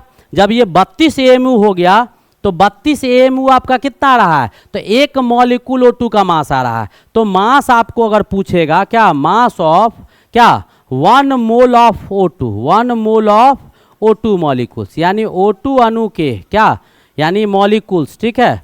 यानी आपको पूछेगा कि O2 अणु के एक मोल का मास कितना, एक मोल का मास जो होगा वो आपको क्या होगा, एक मोल का मास या भार जो होगा वो आपका क्या होगा, तो O2 अणु के एक मोल का भार जो हो जाएगा वो आपके किसके बराबर होगा, तो O2 अणु जो होगा तो इसमें कितने O2 मॉलिक्यूल्स जो होंगे, तो एक मोल आपका O2 अणु में कितने O2 के अणु होंगे, तो आपको NaO2 के अणु होंगे, NaO2 के क्या हो जाएंगे, अणु हो जाएंगे। यानी कितना हो जाएगा, तो 6.022 गुने 10⁻23 O2 अणु हो जाएगा, ठीक है। तो एक अणु का मास आपको दिया हुआ था, तो टोटल का आपको निकालना है, तो इसका कितना हो गया 32 इंटू 1.67 इंटू 10⁻24 इंटू कितना 6.022 इंटू 10⁻23। अब इसको सॉल्व कीजिए तो 32 हो जाएगा, इन दोनों को गुना कीजिएगा तो इन दोनों को गुना करने के बाद बेटा 10 आएगा। हम यहाँ कर देते हैं डायरेक्ट, ठीक है, हम यहाँ क्या करते हैं डायरेक्ट कर देते हैं, ध्यान से देखिएगा। ये क्या आ जाएगा 32 इंटू ये हो जाएगा 10 इंटू क्या हो जाएगा 10⁻24 इंटू 10⁻23। अब इसको करेगा तो 32 इंटू 10⁻24 प्लस 24 बराबर क्या 32 इंटू 1 बराबर कितना हो जाएगा 32 ग्राम। और ये 32 ग्राम जो आया इसको ग्राम मॉलिकुलर वेट बोलते हैं, क्या बोलते हैं, या ग्राम मॉलिकुलर मास बोलते हैं। इसी को ग्राम मॉलिकुलर वेट बोलो या ग्राम मॉलिकुलर मास बोलो। तो ग्राम मॉलिकुलर मास भी निकालना हम सीख गए नहीं, यानी O2 के एक अणु का भार, एक अणु का भार क्या आ गया वो आपको निकाल दिए। तो ऐसे आपको निकलता है तो किसी का भी निकाल सकते हैं। जैसे आपका इसका एक मोल का पूछ देगा HCl का, तो यहाँ से निकाल सकते, हाइड्रोजन का है, क्लोरीन का 35.5 36.5 हो जाएगा। तो ये भी आपको मॉलिक्यूल्स का कहानी हमने मोल कॉन्सेप्ट में देख लिया कि मॉलिक्यूल्स का कैसे निकाला जाता है, ठीक है। अब हम इसके ऊपर भी बहुत सारे क्वेश्चंस करेंगे, क्वेश्चंस का तो अंबार लगने वाला है। चलिए वेरी गुड, आ गया क्वेश्चन, क्या आया क्वेश्चन, लेकिन बेटा नई दबाए हो तो दबाओ इसको, रुको मत, नॉन स्टॉप काम करो। अगर नहीं दबाए हो तो चैनल को सब्सक्राइब लाइक और कमेंट करना बिल्कुल नहीं भूलना है। नहीं किए बहुत सुनहरे चीज देंगे 12 के लिए, बिल्कुल निफिक्र रहो। और जो भी कंपटीशन है आपको टेंशन नहीं लेना है, जब शारदा वाले साथ है तो डरने की क्या बात है। चलिए आगे बढ़ते हैं। क्या कहता है कि मोलर द्रव्यमान ज्ञात कीजिए, मोलर द्रव्यमान ज्ञात करना है, यानी मोलर मास आपको निकालना है बेटा, इस सब का मोलर मास निकालना है। तो पहले सबका नंबर ऑफ मोल्स निकाल दो, नंबर ऑफ क्या निकाल दो, मोल्स निकाल दो। कैसे निकालेंगे जरा ध्यान से देखिएगा, इसके पीछे आपको अंडरस्टूड है। ये आपका कितना मोल होगा, तो 1 मोल होगा। ये आपको कितने होंगे, तो 1 होंगे। ये कितना होगा, 1 होगा। ये कितना होगा, 1 होगा। ये भी क्या होगा, 1 होगा। ये भी 1 होगा, ये भी 1 होगा और ये भी 1 होगा। अब सबका क्या निकालना है, तो आपको मोलर मास निकालना है। तो सबका मोलर मास निकालने के लिए आपको क्या करना होगा, आपको ये पता होना चाहिए कि ये जो एटम्स इसमें लिखे गए हैं या एलिमेंट इसमें लिखा गया है, सारे एलिमेंट का मास आपको पता होना चाहिए तत्व का। जैसे नाइट्रोजन का 14 होता है, तो 2 दिया हुआ है तो 14 इंटू 2 कर देंगे, यानी क्या 28 ग्राम हो जाएगा। कितना ग्राम हो जाएगा, 28 ग्राम। ऑब्वियसली फॉस्फोरस का कितना होता है, तो फॉस्फोरस का मास कितना होता है, तो 35 होता है। फॉस्फोरस का मास कितना होता है, 35 कि 31, फॉस्फोरस का मास 31 होता है। कितना होता है, 31। तो क्या हो जाएगा, 1 है तो 1 इंटू कितना 31, तो ये क्या हो जाएगा 31 ग्राम हो जाएगा। क्लोरीन का कितना हो जाएगा, तो क्लोरीन का 2 क्लोरीन है तो 2 इंटू क्लोरीन का 35.5 होता है, तो इसका मास आपका 71 ग्राम हो जाएगा। हाइड्रोजन का कितना होगा, तो 2 हाइड्रोजन है तो 2 इंटू 1 कितना हो जाएगा, 2 ग्राम हो जाएगा। ऑक्सीजन है तो कितना हो जाएगा, तो 16 ग्राम हो जाएगा। ये 3 ऑक्सीजन है तो कितना हो जाएगा, 16 इंटू 3 कितना ग्राम हो गया, 48 ग्राम हो गया, सारे मोलर मास। और सल्फर दिया हुआ तो सल्फर का 32 होता है इंटू 8, 8 दूनी 16, 8 त्रिक 24, 1 25 यानी 256 ग्राम हो जाएगा। उसके बाद H3 दिया हुआ है तो 32 इंटू 3 कर देंगे, 3 2 जा 6, 3 3 जा 9, 96 ग्राम होगा। Is it clear. तो ये भी क्वेश्चन आपके क्या हो गया, ऑब्वियसली पूरा साफ हो गया। ऑब्वियसली क्या हो गया, पूरा का पूरा क्वेश्चन आपके साफ हो गया। चलिए आगे बढ़े। हम अगले क्वेश्चन की ओर बढ़ते हैं। बेटा पूरे लेक्चर को, पूरे मोल कॉन्सेप्ट को कवर करना है विद इन एन आवर। पूरे मोल कॉन्सेप्ट फिनिश, पूरे मोल कॉन्सेप्ट फिनिश बिल्कुल फिनिश कर देना है। नेक्स्ट क्वेश्चन हमारा क्या है सो देखिएगा, क्या कहता है 96 ग्राम ओजोन, 96 ग्राम ओजोन में ओजोन के मोलों की संख्या बताए, ओजोन के मोलों की संख्या। तो ओजोन का सूत्र क्या होता है बेटा, ओजोन का जो सूत्र होता है वो आपको O3 होता है। बनता कैसे है, तो O2 का रिएक्शन जब नेसेंट ऑक्सीजन के साथ, नेसेंट ऑक्सीजन हाईली रिएक्टिव होता है तो O3 बनता है। नहीं, जो हमारे सूर्य से जितने भी अल्ट्रा वायलेट रे आते हैं उसको छानकर पृथ्वी पर आने देता है, हम तक नहीं पहुंचने देता है। नहीं, तो कहता है कि आपको नंबर ऑफ मोल्स निकालना है 96 ग्राम। तो नंबर ऑफ मोल्स बराबर क्या, गिवन वेट आपका कितना दिया गया है 96 ग्राम। मैंने पहले भी देखा था इस चीज़ को, ठीक है। और ओजोन का मास कितना हो जाएगा, तो ऑक्सीजन का मास बेटा कितना होता है, तो 16 ग्राम। 3 ऑक्सीजन है तो 3 ऑक्सीजन का मास क्या हो जाएगा, 16 × 3 कितना हो जाएगा, 48 ग्राम। समझ में आया, तो क्या आ गया 48 ग्राम। भाग दे दीजिएगा, कितना आ जाएगा, नंबर ऑफ मोल्स आपका 2 मोल आ गया। This is your answer, this is your answer, absolutely right, बिल्कुल सही है। नेक्स्ट क्वेश्चन की ओर मूव किया जाए। आज का हमारा अगला क्वेश्चन क्या है उसको ध्यान से देखिएगा। हमारा अगला क्वेश्चन कहता है, बहुत खूबसूरत और प्यारा सा क्वेश्चन, 28 नाइट्रोजन में उपस्थित नाइट्रोजन के परमाणुओं का संख्या निकालना। अब 28 ग्राम नाइट्रोजन होगा, यहाँ इधर है 28 ग्राम नाइट्रोजन में उपस्थित नाइट्रोजन परमाणु का संख्या निकालना। उसमें मोल निकालना था, इसमें परमाणु निकालना। तो पहले क्या करो बेटा, मोल निकालो। तो नंबर ऑफ मोल्स, वैसे नाइट्रोजन का मास कितना होता है वो मैं आपको बता देता हूँ, 14 ग्राम होता है। तो नंबर ऑफ मोल्स क्या होता है, गिवन वेट कितना दिया गया है, 28 ग्राम। अब आपको क्या दिया हुआ है, नाइट्रोजन दिया हुआ है, नाइट्रोजन दिया हुआ है, परमाणु दिया हुआ है, या फिर परमाणु दिया है, या फिर नाइट्रोजन गैस दिया है। तो नाइट्रोजन केवल लिखा हुआ है बेटा, नाइट्रोजन एटम्स दिए हुए हैं। तो इसका मतलब इसका क्या 14 ग्राम हो गया। तो मोल कितना आ गया, 2 मोल आ गया, 2 मोल नाइट्रोजन आ गया। तो 1 मोल नाइट्रोजन में कितना नाइट्रोजन एटम्स होगा, तो Na नाइट्रोजन एटम्स हो जाएंगे। नाइट्रोजन का कितना परमाणु हो जाएगा, तो 1 मोल नाइट्रोजन में Na हो जाएगा। तो 2 मोल में कितना हो जाएगा भाई, 2 मोल में कितना हो जाएगा, 2 × Na नाइट्रोजन एटम्स हो जाएंगे। इतने नाइट्रोजन के परमाणु हो जाएंगे। इसको आप सॉल्व कीजिएगा तो क्या आएगा, Na के जगह पर एवोगाड्रो संख्या 6.022 × 10⁻23 नाइट्रोजन परमाणु हो जाएगा। इतना नाइट्रोजन परमाणु हो जाएगा। अब इसको भाग दे दीजिए तो कितना आएगा, 440 और 6 × 12, इतना × 10⁻23 नाइट्रोजन परमाणु आ जाएगा। इतना नाइट्रोजन परमाणु का संख्या होगा। 28 ग्राम नाइट्रोजन में नाइट्रोजन के कितने परमाणु होंगे, तो 12.044 × 10⁻23 परमाणु होगा। ठीक है, इज इट क्लियर, यहां तक समझ में आ रहा होगा, बिल्कुल ऑब्वियसली मेरे ख्याल से समझ में आ रहा होगा। अब इसके बाद मैं ऐसा क्वेश्चंस डालने जा रहा हूं आपके बीच, ऐसे क्वेश्चंस लेके आए जिस क्वेश्चन को आप बना लीजिएगा तो उसके बाद शायद आपको प्रॉब्लम नहीं रहेगा ऐसे क्वेश्चंस में। ठीक है, तो चलिए एब्सोल्युटली आगे बढ़ते हैं। देखिए बहुत ही खूबसूरत क्वेश्चन है, H3PO4 ठीक है के 98 ग्राम में ज्ञात कीजिए। जो ज्ञात करना है बेटा सीरीज में दिया गया है। चलिए मैं आपको इस क्वेश्चन को बनाने का बहुत ही बेहतरीन तरीका बताता हूं। पहले हाइड्रोजन का बेटा मास कितना होगा, तभी मैं बताया हूं 1 ग्राम। ठीक है, उसके बाद फास्फोरस का कितना होता है, तभी हम लोग पढ़े थे 31 ग्राम, पहले क्वेश्चन में था। आपको ऑक्सीजन का मास कितना होता है, तो 16 ग्राम। अब ध्यान से देखिए कि इस क्वेश्चन में कितना है, तो हाइड्रोजन 3 है, यानी H3 दिया हुआ है, तो ये 3 है तो कितना हो जाएगा, 3 ग्राम हो जाएगा। फास्फोरस आपका कितना था, 1 था, तो फास्फोरस का 31 ग्राम हो जाएगा। और ये आपका कितना दिया हुआ है, 4 है, तो 4 से गुना कीजिएगा 64 हो जाएगा। तो ये टोटल आपको 98 ग्राम आ गया। कितना आ गया, 98 ग्राम। तो अब आप क्या किए, नंबर ऑफ मोल्स निकालिए H3PO4 का। H3PO4 का नंबर ऑफ मोल्स कितना, H3PO4 में मोल का संख्या कितना है, तो वेट आपका 98 ग्राम दिया गया है बेटा, और ये भी आपको 98 ग्राम ही आ रहा है। तो कट के कितना आ गया, 1 मोल आ गया। कितना मोल आ गया, 1 मोल, यानी इतना ग्राम दिया हुआ है। इसका मतलब आपका 1 मोल यानी H, ध्यान से देखेगा, H3PO4 आपका कितना दिया गया है, 1 मोल दिया गया। कितना मोल, ये 1 मोल आपका H3PO4 दिया हुआ है।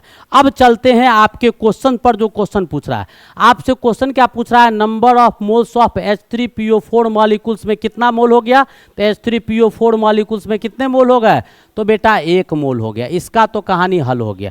ये क्वेश्चंस मैंने सॉल्व किया। मोल ऑफ फास्फोरस एटम, अब देखिए ये 1 मोल है और फास्फोरस क्या गो है, तो एगो। यहाँ पर भी फास्फोरस तो 1 मोल से H3PO4 में क्या गो फास्फोरस है, एगो है। H3PO4 1 मोल है, यानी ये फास्फोरस भी कितना मोल दिया हुआ है, मात्र 1 मोल दिया हुआ है। तो फास्फोरस एटम का मोल भी निकल गया, कितना आ गया, तो ये भी आपका 1 मोल आ गया। अब आपको नंबर ऑफ फास्फोरस एटम पूछ रहा है, तो 1 मोल में कितने फास्फोरस के एटम हो जाएंगे, तो Na फास्फोरस एटम हो जाएगा। 1 मोल में कितना होता है, 1 मोल केला बराबर कितना केला, तो Na केला, यानी 6.022 इंटू 10⁻23। तो 1 मोल फास्फोरस एटम था, ऊपर निकालिए। तो 1 मोल फास्फोरस एटम में फास्फोरस का क्या गो परमाणु होगा, तो फास्फोरस का Na परमाणु होगा, कितना, यानी 6.022 इंटू 10⁻23 फास्फोरस एटम्स हो जाएंगे। ठीक है, इतना हो जाएगा। अब पूछ रहा है moles of hydrogen atom. Hydrogen देखिए, हाइड्रोजन क्या गो है, एगो, यानी ये पूरा H3 में 3 गो था, तो 1 गुने क्या हो जाएगा, 1 गुने 3 हो जाएगा। 1 गुने 3 तो क्या गो मोल हो गया हाइड्रोजन का, तो 3 मोल हाइड्रोजन हो गया। हाइड्रोजन कितने मोल हो गए, तो 3 मोल हो गया। अब आपसे क्या पूछ रहा है, सो देखिए, ग्राम एटम्स और ग्राम मॉलिक्यूल्स, ये बेटा बहुत इंपॉर्टेंट चीज है। ग्राम एटम्स का मतलब होता है number of moles, gram atoms का मतलब नंबर ऑफ मोल्स, और ग्राम मॉलिक्यूल्स भी कहीं दिया हुआ है तो इसका भी मतलब होता है बेटा नंबर ऑफ मोल्स। इन दोनों का मतलब क्या होता है, नंबर ऑफ मोल्स। तो gram atoms of hydrogen atom, it means क्या, हाइड्रोजन परमाणु के नंबर ऑफ मोल्स कितना होगा, तो हाइड्रोजन परमाणु के नंबर ऑफ मोल्स ऊपर अभी जस्ट इसके ऊपर लिखा हुआ है, 3 मोल हो जाएगा। ग्राम मॉलिक्यूल्स ऑफ H3PO4, तो H3PO4 मॉलिक्यूल्स के नंबर ऑफ मोल्स कितने हो जाएंगे, तो ऊपर निकाल चुके हैं, कितना, 1 मोल। तो ये भी आपको आ गया कितना, 1 मोल। ध्यान से देखिएगा, ठीक है। अब इसके बाद कहता है कि moles of oxygen atom, oxygen का मोल देखो, तो H3PO4 में क्या गो ऑक्सीजन है, 4 गो। पीछे ये पूरा 1 मोल दिया हुआ है, तो 1 गुने क्या कर देंगे, 4, 1 गुने 4, तो कितना मोल हो जाएगा, तो ये आपके 4 मोल हो जाएंगे। ये कितने मोल हो जाएंगे, 4 मोल्स हो जाएंगे। अब मास ऑफ फास्फोरस एटम, तो फास्फोरस एटम का क्या पूछ रहा है, मास।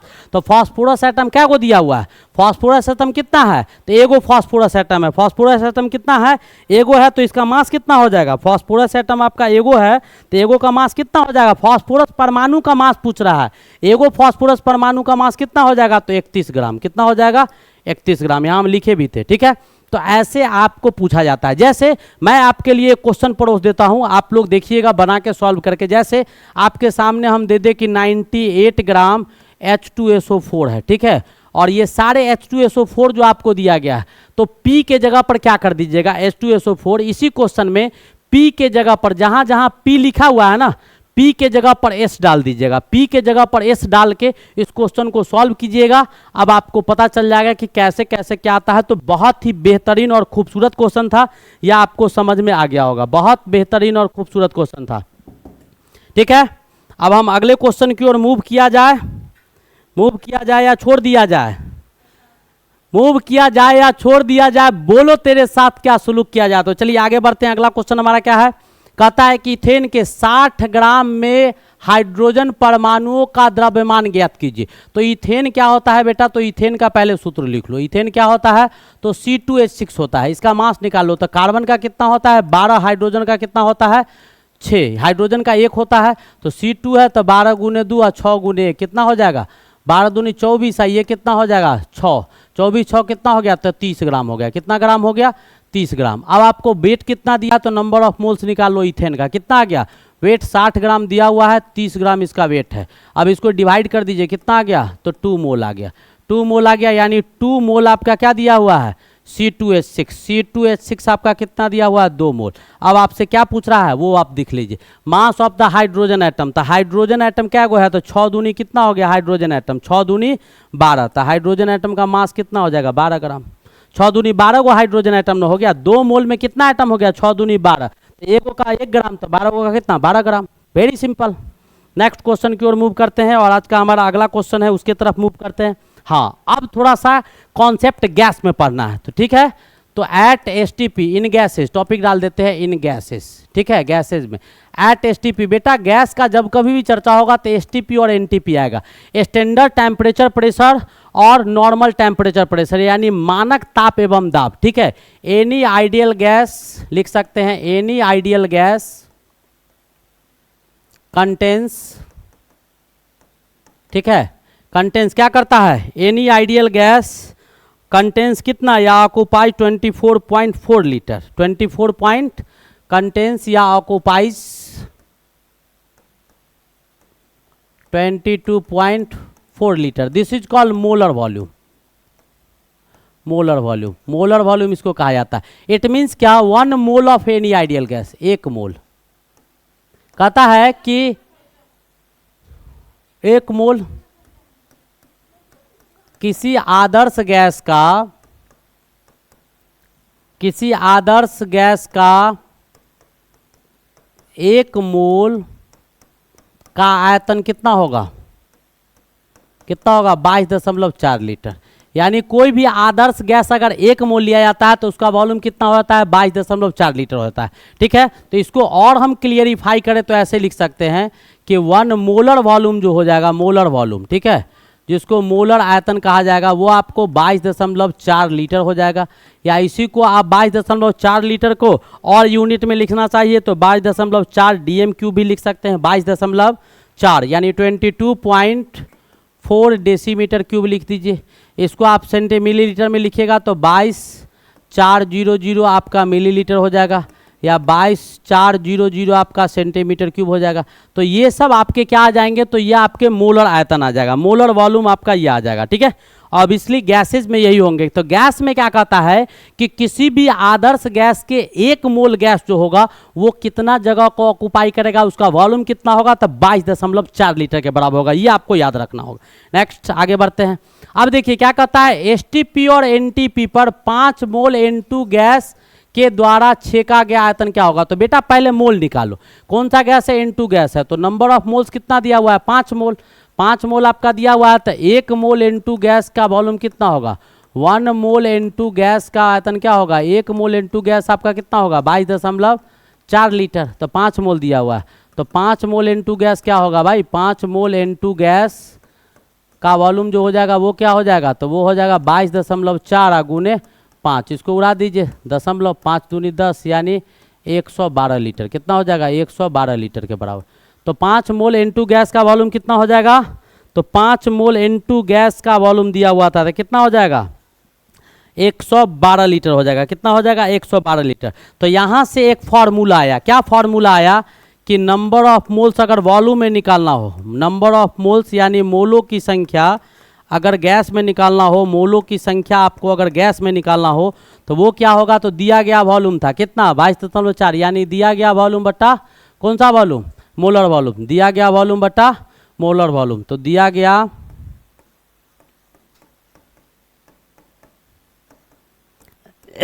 आयतन बटा मोलर आयतन, जो आयतन दिया गया है वो आप बट्टा मोलर आयतन से गुना कर दीजिएगा तो आपको पता चल जाएगा क्या, तो गिवन वॉल्यूम बट्टा मोलर वॉल्यूम से आपको नंबर ऑफ मोल्स आप गैस में ऑब्वियसली निकाल सकते हैं। यहाँ तक समझ में आया, ऑब्वियसली समझ में आ गया होगा। अगले क्वेश्चन की ओर मूव करते हैं और आज का अगला क्वेश्चन फटाफट बनाइए। तो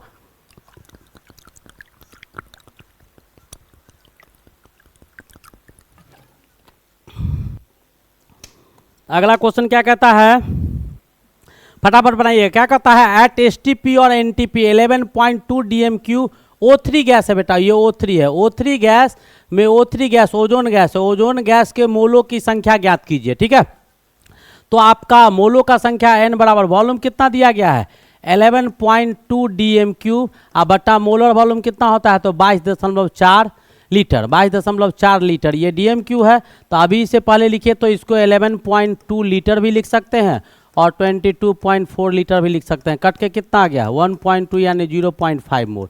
कितना मोल आ गया, तो 0.5 मोल बन गया क्वेश्चन।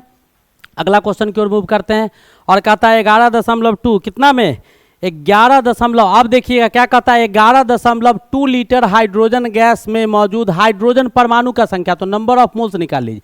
गिवन वॉल्यूम कितना है, तो 11.2 लीटर। मोलर वॉल्यूम कितना होता है, तो 22.4 लीटर। कट के कितना आ गया, तो 0.5 मोल आ गया। ठीक है, तो 1 मोल क्या कहता है, 1 मोल में हाइड्रोजन H2 मॉलिक्यूल दिया हुआ है, तो 1 मोल में कितना Na आपका H2 मॉलिक्यूल हो जाएगा बेटा, H2 अणु हो जाएगा। इतना H2 अणु आपका हो जाएगा, क्या हो जाएगा, इतना H2 आपका अणु हो जाएगा। ठीक है, तो 1 मोल में इतना, तो 0.5 मोल जो होगा उसमें कितने हो जाएंगे, तो Na या गुने 0.5 हाइड्रोजन अणु हो जाएगा। ठीक है, ये हाइड्रोजन अणु हो जाएगा। ठीक है, तो अब इसको आप सॉल्व कीजिएगा तो क्या आ जाएगा, तो Na को रहने दो Na के टर्म में, या 0.5 तो रहेगा ही। अब ये हाइड्रोजन, तो H2 में कै गो हाइड्रोजन का एटम है, तो 2 गो एटम है। तो H2 में हाइड्रोजन एटम कितना है, तो 2। आइए अणु किस में बदल गया, एटम में बदल गया, हाइड्रोजन परमाणु में बदल गया। यानी क्या हो गया, 5 दूनी 10, तो 5 दूनी 10 यानी इसको उड़ाइएगा 10 आएगा, तो 5 दूनी 10 कट क्या आ जाएगा, तो Na हाइड्रोजन परमाणु आ जाएगा। कितना आ जाएगा, Na हाइड्रोजन परमाणु, यानी कितना 6.022 इंटू 10⁻23 हाइड्रोजन परमाणु आ जाएगा। कैसे निकाले, समझ में आया। तो मैंने क्या किया, नंबर ऑफ मोल्स निकाल दिया, 1 मोल में हाइड्रोजन अणु का संख्या निकालते गए और अणु को यहाँ से क्या किए हैं, परमाणु में बदल दिए। कैसे, तो एक हाइड्रोजन, एक H2 में 2 एटम था। ठीक है, तो हमने H2 के जगह पर हाइड्रोजन एटम डाल दिया, तो 2 इधर गुना कर दिया, 2 को हाइड्रोजन एटम मिलके H2 मॉलिक्यूल्स बनाता है, तो एटम में चेंज कर गया। ठीक है, ये भी क्वेश्चंस आपके बहुत ही आसान और बहुत खूबसूरत क्वेश्चन था, बिल्कुल ऑब्वियसली राइट नाउ, बहुत अच्छे क्वेश्चंस थे।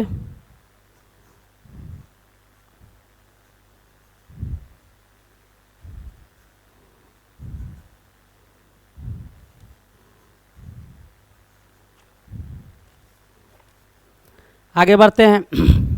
देखिए आगे क्या कहता है, 8 ग्राम, क्या दिया हुआ, 8 ग्राम ऑक्सीजन गैस का आयतन क्या कीजिए। अब 8 ग्राम ऑक्सीजन गैस, तो नंबर ऑफ मोल्स निकालो।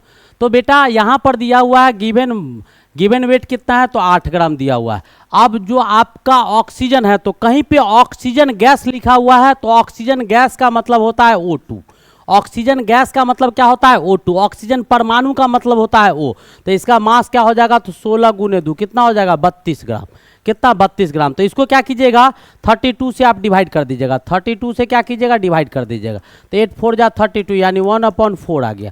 नंबर ऑफ मोल्स कितने आ गए थे, इतने नंबर ऑफ मोल्स आ गए। अब आपसे पूछ क्या रहा है, तो वॉल्यूम।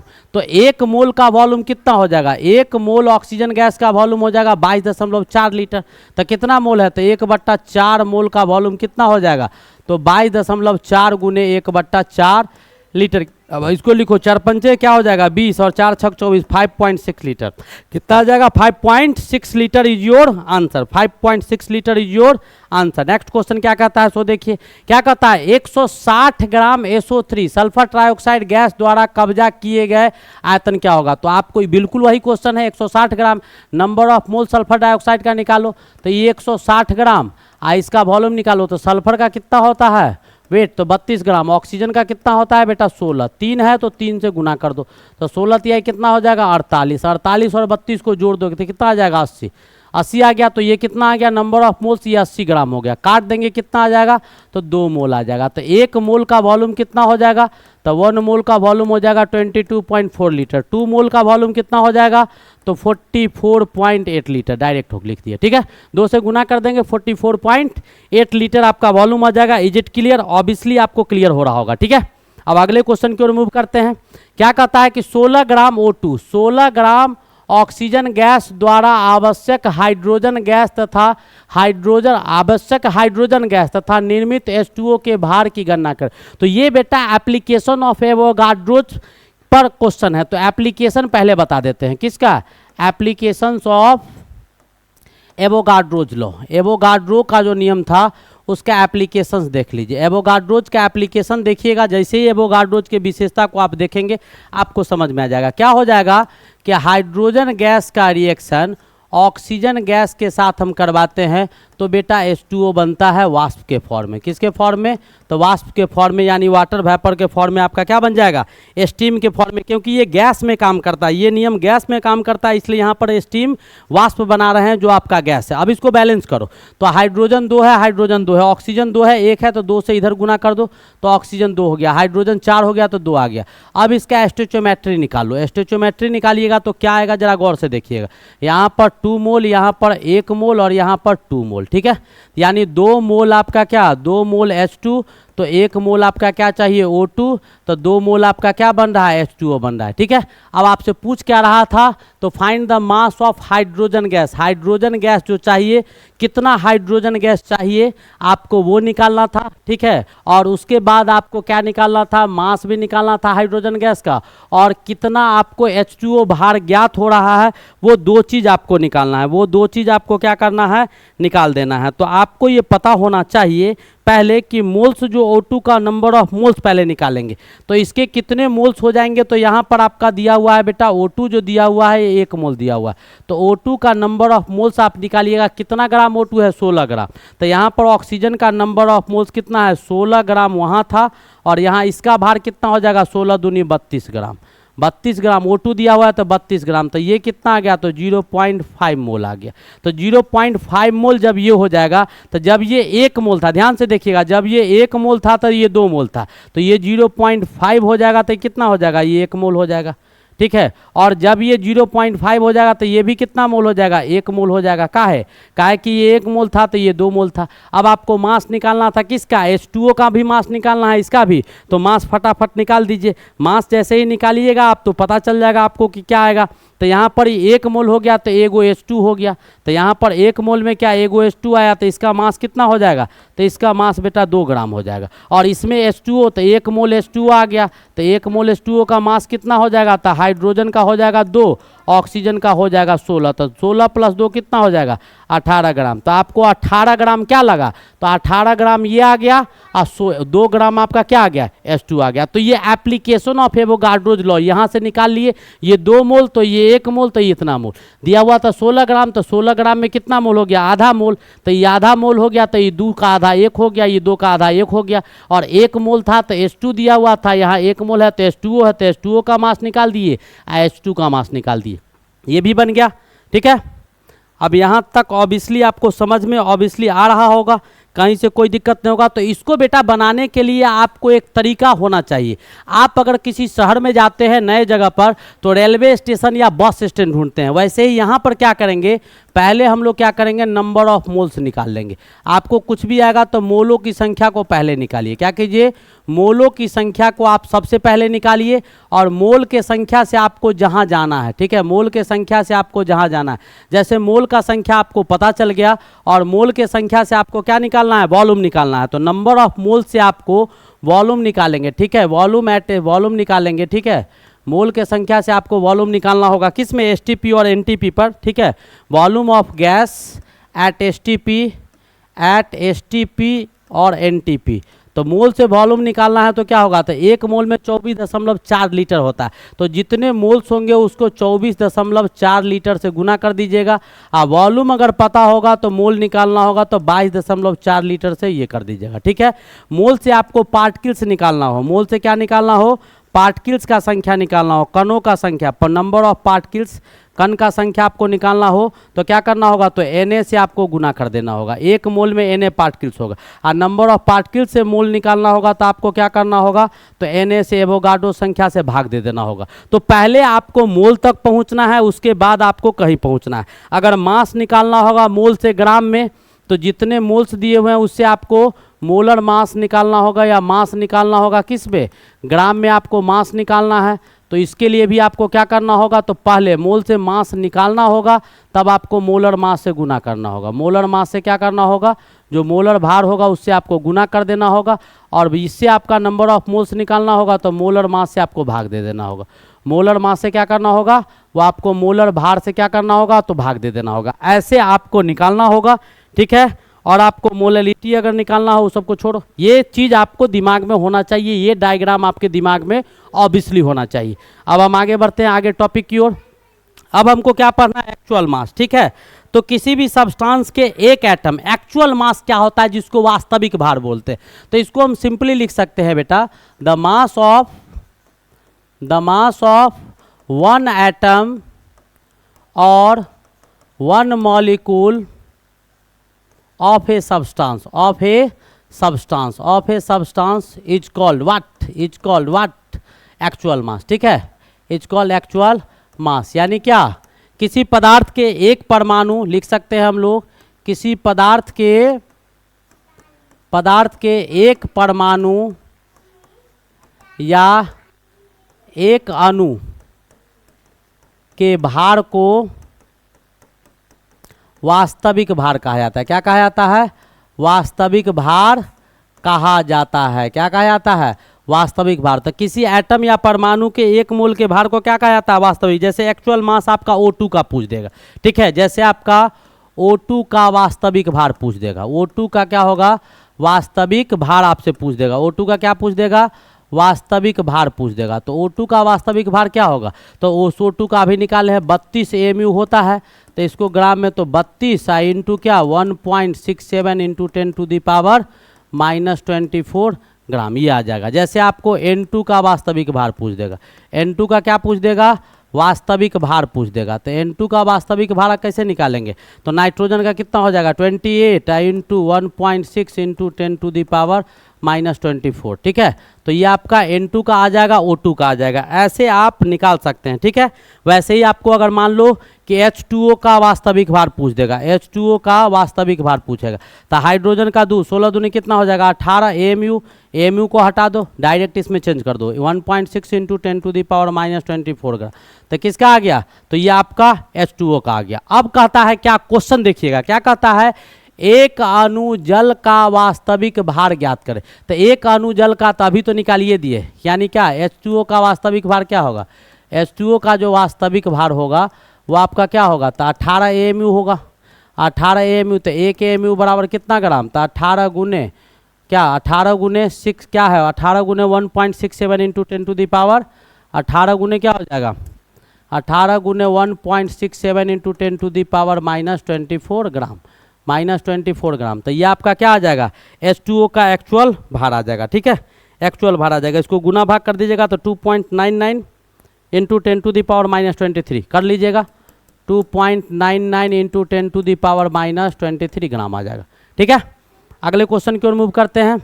आज का हमारा अगला क्वेश्चन क्या कहता है? यूरेनियम। क्या कहता है? यूरेनियम के एक परमाणु का भार इतना AMU दिया हुआ है, तो इसका वास्तविक भार पूछ रहा है।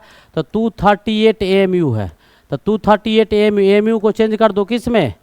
ग्राम में। तो 1.67 इंटू 10⁻⁻24 ग्राम, यही तो हो जाएगा। यही आपका क्या हो जाएगा? वास्तविक भार हो जाएगा। अगला क्वेश्चन क्या कहता है? 1.7 ग्राम। बहुत इंपॉर्टेंट क्वेश्चन है बेटा, बहुत अच्छा क्वेश्चन है, ध्यान से देखेगा, इस क्वेश्चन को ध्यान से समझने का कोशिश करेगा। कहता है 1.7 ग्राम अमोनिया उपस्थित, अमोनिया में न्यूट्रॉनों की संख्या ज्ञात कीजिए। तो आपका अमोनिया का सूत्र क्या होता है? पहले वो देख लीजिएगा। अमोनिया का सूत्र क्या होता है? तो अमोनिया का सूत्र बेटा NH3 होता है। इसका मास निकालेगा तो नाइट्रोजन का 14 और हाइड्रोजन का 1 होता है। 1 गुने 3 कितना हो जाएगा? 17 ग्राम हो जाएगा, ठीक है। अब 1.7 ग्राम, तो नंबर ऑफ मोल्स निकाल लीजिए। गिवन वेट 1.7 ग्राम और मॉलिकुलर वेट 17 ग्राम, कट के कितना आ गया? 1/10 मोल आ गया। 1/10 मोल आ गया। मोल का संख्या निकल गया। अब आपको निकालना क्या है? नंबर ऑफ न्यूट्रॉन्स निकालना है। नंबर ऑफ न्यूट्रॉन का संख्या निकालना है। तो पहले नाइट्रोजन NH3 के अणु का संख्या निकाल लीजिए। तो एक मोल में कितना अणु हो जाएगा? तो NaNH3 अणु हो जाएंगे। इतने अणु हो जाएंगे किसके? NH3 के, ठीक है। तो आपको कितना है? तो 1/10 मोल में NH3 के कितना अणु हो जाएगा?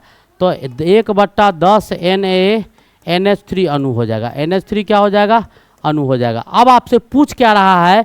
तो ये नहीं पूछ रहा है, इसमें न्यूट्रॉन का संख्या पूछ रहा है। तो NH3 में आप देखिएगा बेटा, तो नाइट्रोजन और हाइड्रोजन, तो नाइट्रोजन का एटॉमिक नंबर 7 होता है, तो इसमें इलेक्ट्रॉन आपके 7 होते हैं, प्रोटॉन भी आपका 7 होता है और न्यूट्रॉन भी क्या होता है? 7 होता है। नाइट्रोजन में इलेक्ट्रॉन, प्रोटॉन, न्यूट्रॉन 7 होते हैं और हाइड्रोजन में नो न्यूट्रॉन, न्यूट्रॉन्स इसमें नहीं होता है। हाइड्रोजन में न्यूट्रॉन्स नहीं होगा।